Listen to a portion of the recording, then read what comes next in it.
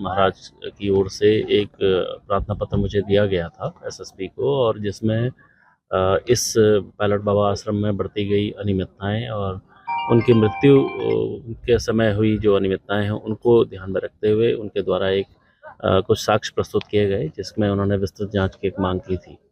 और इसी क्रम में वहाँ पर अभी कुछ दिन पूर्व एक झगड़ा भी हुआ था आपस में, इस क्योंकि पायलट बाबा आश्रम पूरे इस देश के साथ-साथ विश्व के अन्य स्थानों में भी काफ़ी बड़े स्तर पर फैला है।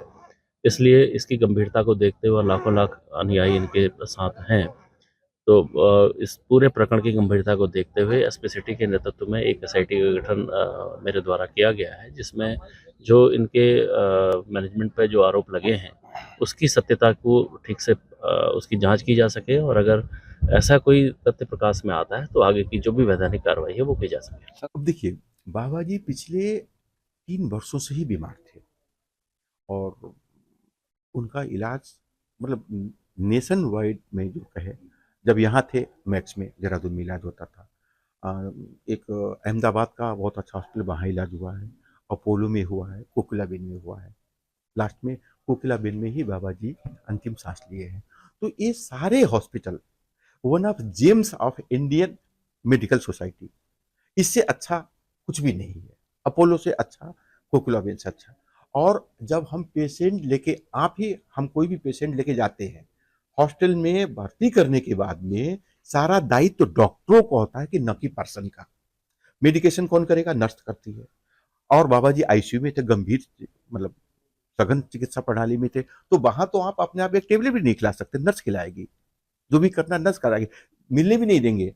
सुबह आधा घंटा, शाम को आधा घंटा विजिटर अलाउड होता है। तो लापरवाही की बात कहाँ से आती है? देखिए, अब उस विषय में संपत्ति का नहीं हूँ मैं, सिर्फ बोल क्या रहा हूँ आप लोगों, जो आप लोग आए हैं, तो कि चूंकि यहाँ पे जो माता लोग हैं वो यहाँ नहीं है, इसलिए आप लोगों को निराश भी नहीं भेजा जा सकता। तो हमारे व्यवस्थापक मुक्तानंद जी ने मुझे आप लोगों से बात करने के लिए बोला। जानकारी जो उनके पास है वही मेरे पास है। वो मतलब वो इतना अच्छा नहीं बोल सकते होंगे शायद, इसलिए मुझे आगे कर दिया। जांच पर क्या कहेंगे? ये जांच तो बहुत अच्छी चीज है। देखिए, एसआईटी का मतलब है स्पेशल इन्वेस्टिगेशन टीम, प्रशासन ने गठित कर दी है। बड़ी संस्था थी। बाबा जी के 10,000 शिष्य थे।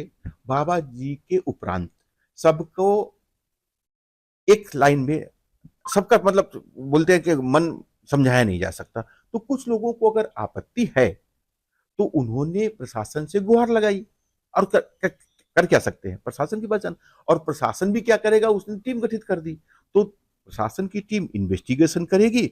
इन्वेस्टिगेशन की रिपोर्ट जब आएगी तो वो रिपोर्ट गवर्नमेंट को दी जाएगी, उसके हिसाब से प्रशासन काम करेगा।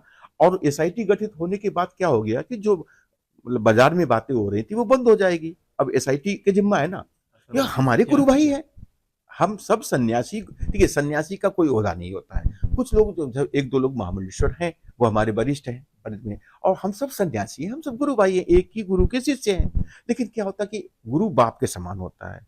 बाप के जाने के बाद में 5 भाई बहन में किसी को आपत्ति हो सकती है, किसी को मतलब ये ठीक नहीं हो रहा लग सकता है, तो उसको अधिकार है कि भाई प्रशासन के पास जाए और प्रशासन ही अब उसकी जांच करेगा।